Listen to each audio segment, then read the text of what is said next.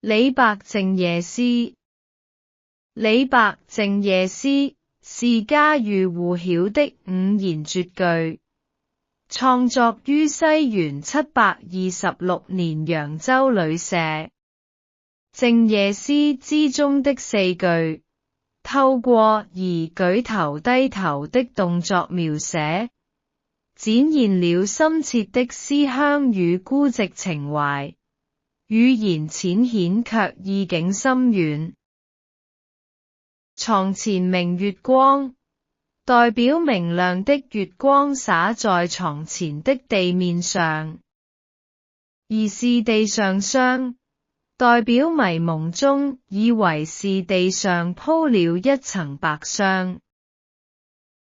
舉頭望明月，代表抬頭凝望着天空中皎潔的明月；低頭思故鄉，代表低下頭來思念遠方的故鄉。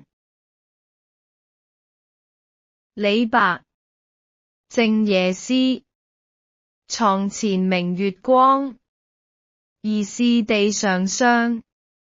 舉頭望明月，低頭思故鄉。